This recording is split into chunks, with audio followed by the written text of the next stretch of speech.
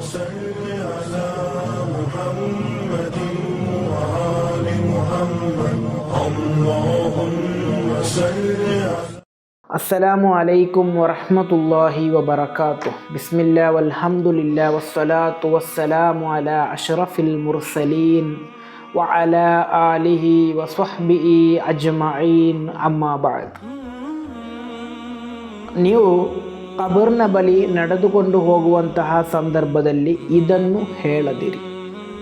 ಇಮಾಮ್ ಬುಖಾರಿ ರಲಿಯಲ್ಲಾಹು ಅನ್ಹುರವರು ವರದಿ ಮಾಡಿದಂತಹ ಹದೀಸ್, ಅಬಿ ಹುರೈರಾ ರಲಿಯಲ್ಲಾಹು ಅನ್ಹುರವರಿಂದ ನಿವೇದನೆ, ಅನ್ನಬಿಯಿನ್ ಸಲ್ಲಲ್ಲಾಹು ಅಲೈಹಿ ವಸಲ್ಲಮ ಕಾಲ, ಪ್ರವಾದಿ ಸಲ್ಲಲ್ಲಾಹು ಅಲೈಹಿ ವಸಲ್ಲಮರು ಹೇಳುತ್ತಾರೆ, ಲಾ ತಕೂಮು ಸ್ಸಾಅ, ಅಂತ್ಯ ದಿನ ಉಂಟಾಗುವುದಿಲ್ಲ, ಹತ್ತಾ ಯಮುರ್ರ ರಜುಲು ಬಿಖಬರಿ ರಜುಲಿ, ಯಾವುದೇ ವ್ಯಕ್ತಿ ಮತ್ತೋರ್ವ ವ್ಯಕ್ತಿಯ ಕಬರ್ನ ಬಳಿ ನಡೆದುಕೊಂಡು ಹೋಗುವಂತಹ ಸಂದರ್ಭದಲ್ಲಿ ಫಯಕೂಲು, ಆ ವ್ಯಕ್ತಿ ಹೇಳ್ತಾನೆ, ಯಾ ಲೈತನಿ ಮಕಾನಹು, ನಾನು ಇವನಂತೆ ಕಬರ್ನಲ್ಲಿದ್ದರೆ ಎಷ್ಟು ಒಳ್ಳೆಯದಿತ್ತು ಎಂದು.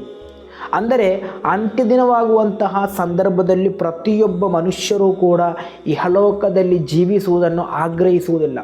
ಅಷ್ಟಕ್ಕೂ ಈ ಭೂಮಿಯಲ್ಲಿ ಫಿತ್ನಾ ಫಸಾದ್ ವ್ಯಾಪಕವಾಗಿರುತ್ತದೆ. ಆ ಸಂದರ್ಭದಲ್ಲಿ ಮರಣವನ್ನು ಎಲ್ಲರೂ ಕೂಡ ಆಗ್ರಹಿಸಿ ಹೋಗ್ತಾರೆ.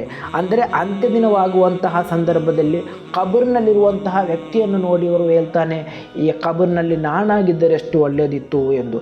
ಅಂದರೆ ಇವತ್ತು ಮರಣವನ್ನು ಆಗ್ರಹಿಸುವುದು, ಅಂದರೆ ಕಬರ್ನಲ್ಲಿರುವ ವ್ಯಕ್ತಿಯನ್ನು ತೋರಿಸಿ ನಾನು ಆ ಕಬರ್ನಲ್ಲಿದ್ದರೆ ಒಳ್ಳೆಯದಿತ್ತು ಎಂದು ಹೇಳುವುದು ಇವತ್ತು ಅನುಮತಿ ಇಲ್ಲ.